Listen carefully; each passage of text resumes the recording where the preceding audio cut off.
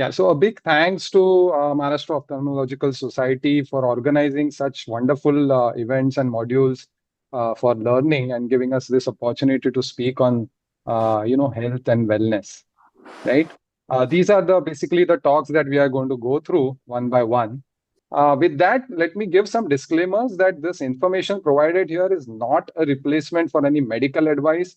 This talk is about general health and not disease specific. So, anybody suffering from certain specific diseases, this is not the forum where we can guide you specifically.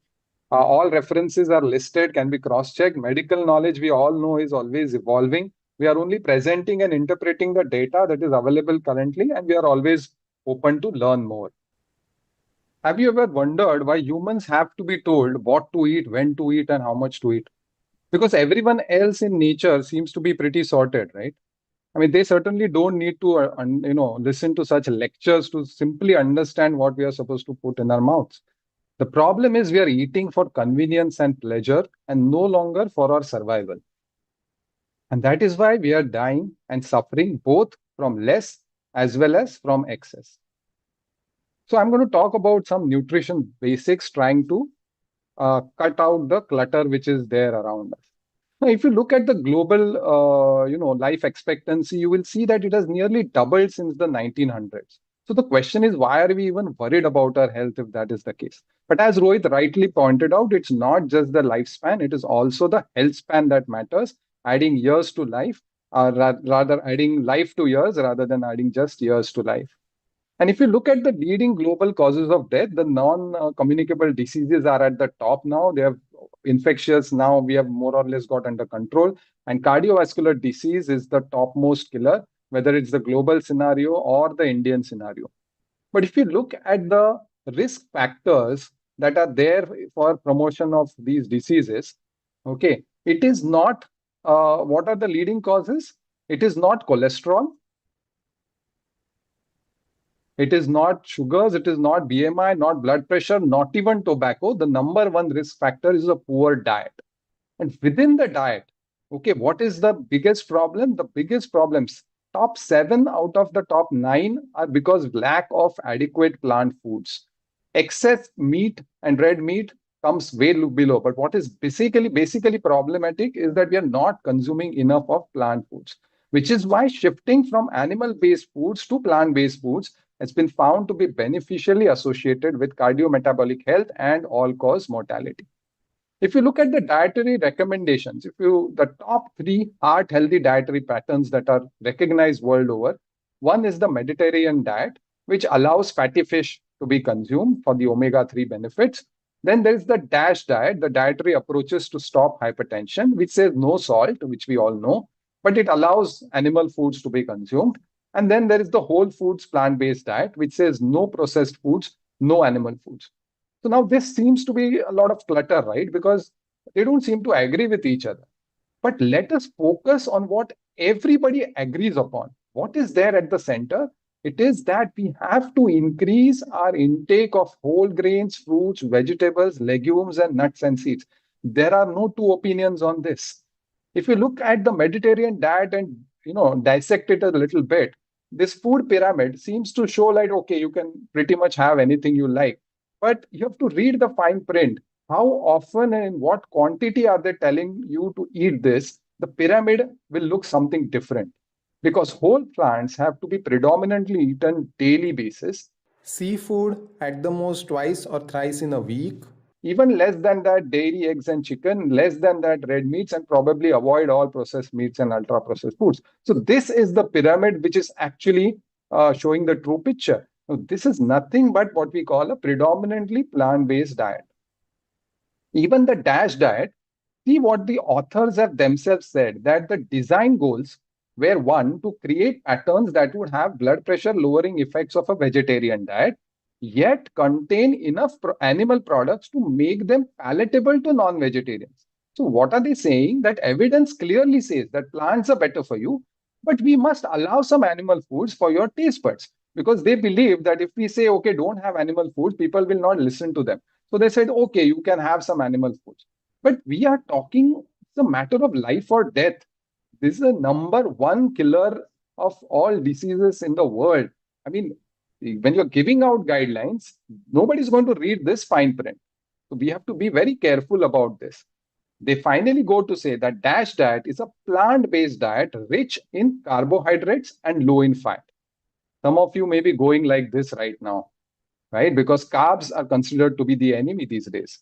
Well, all carbs are not the same. There are refined carbs and then there are complex whole carbs. It's the refined carbs that are the enemy. The complex carbs are actually our body's true fuel. And this is how a whole grain differs from a refined grain. And what Indian diets are doing, we are grains heavy, but whole grain poor. We must focus more on unpolished rice, millets, and whole wheat. Studies have shown that the ideal complex carb intake has to be around 40 to 70% of your daily calories.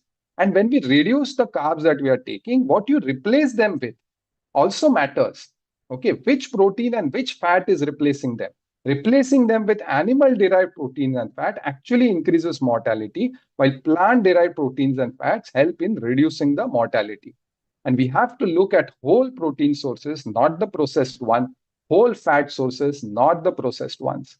So, refined carbs, refined oils, and ultra processed foods, you have to say a big no as far as possible. Because what is processing? When you do thermal processing, this potato, see how it changes its complete nature when you go towards these chips with added salt, oil, and sugar. Look at what happens to the fruit when you convert it into the fruit juice, right? Chemical process is a complete different ball game, and we don't know what all things are added to it. Physiochemical processing, Dr. Rohit is going to speak about this in more details later. But any processed food basically increases your refined carbs, trans fatty acids, high temperature cooking products, and excessive sodium. And many of these are just chemicals, they are not even food. They play mind games, they're designed for playing mind games so that no one can just eat one. That's the fact. And we talk of a lot of nutrient deficiencies going around, right? We are also always worried about these vitamins and minerals. But the number one nutrient deficiency across the globe is fiber. Okay, that is the biggest challenge. And why is fiber important? It is a prebiotic. It is the food for the multiple billions of gut microbiome that are within us. And when they don't get their food, what they do, they start eating our gut mucosa. So it is a protector for the gut mucosa, preventing leaky gut. And leaky gut is known to cause multiple problems in our body. Fiber also blunts the sugar spike and provides satiety. And it is actually a natural Ozempic for our body. How? Because it gets converted into short chain fatty acids, which are actually stimulants for the release of GLP-1, which what everybody is now started taking externally. So rather than asking how much carbs, how much protein, the question is how much fiber are we taking these days? Because carbs without fiber are bad and protein without fiber is also bad. And all calories are not the same. Both sides you have 300 calories, but the nutrient efficiency of these two is completely different. You know what is healthier and which is not. Many people say I eat little, but I still don't lose weight.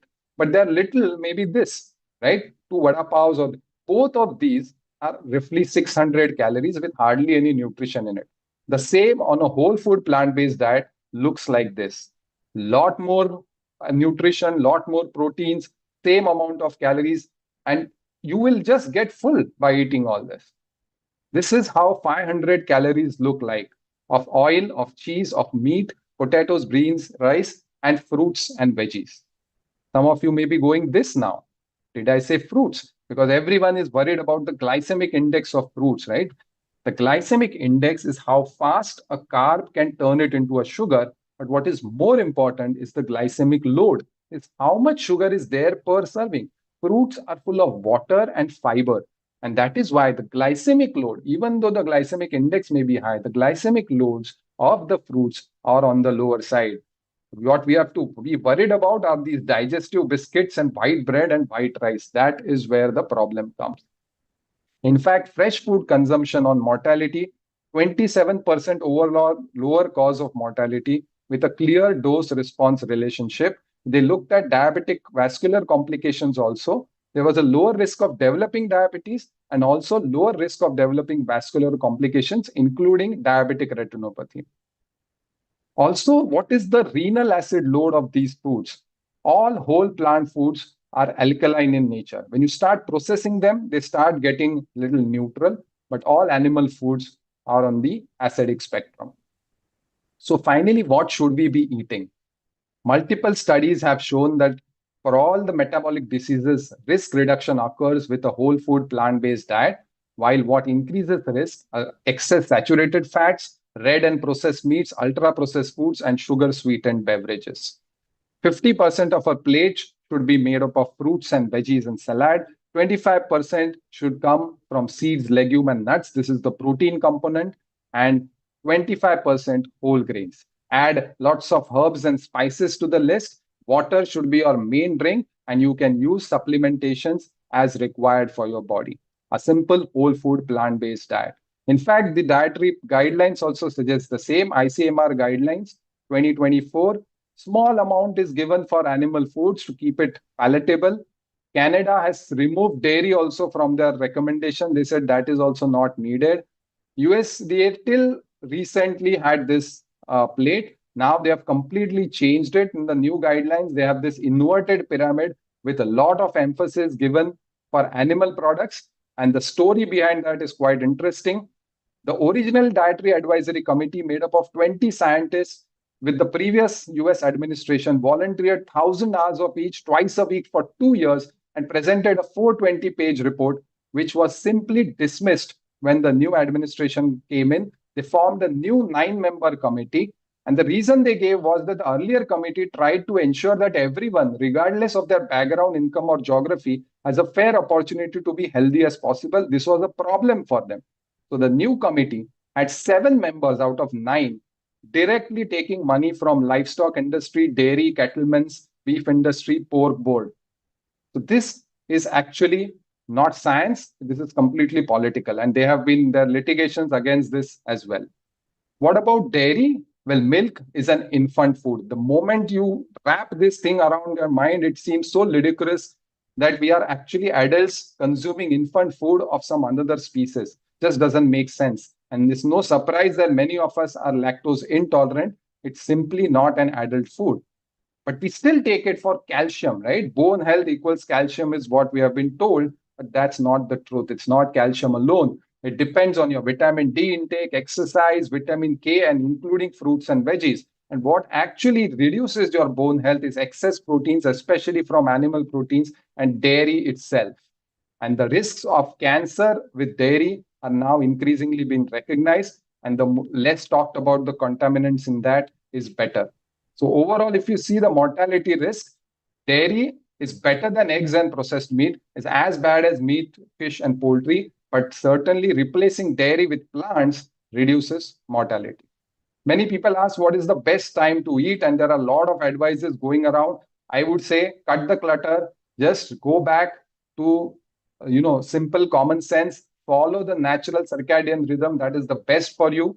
After sunset, it is time for our body to wind down and go off to sleep.